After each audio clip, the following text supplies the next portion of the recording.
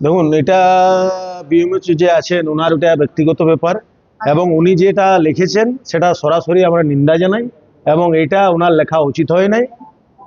উনি যেটা লিখেছেন সেটা সরাসরি ভুল। ওটার মধ্যে উনি লিখতে পারতেন যে আমাদের কিছু ক্রাইটেরিয়া আছে, যে আপনারা অমুক অমুক জায়গায় লেবার রুম বা আবার কোনো মানে পার্সোনাল জায়গায় যাতে রিপোর্টাররা না যায় বা সাধারণ মানুষও যাতে না যায়, ওখানে কারো যাওয়া নিষিদ্ধ।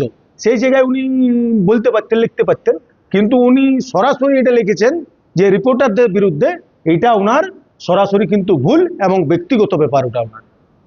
আচ্ছা, বিরোধীরা বলছেন যে ভিতরে কোনো কাণ্ডকে রোখার জন্য দেখুন, বিরোধীরা বিরোধীর মতন কথা বলবে, ওনারা তো বিরোধী আছে, ওনারও তো দেখার উচিত।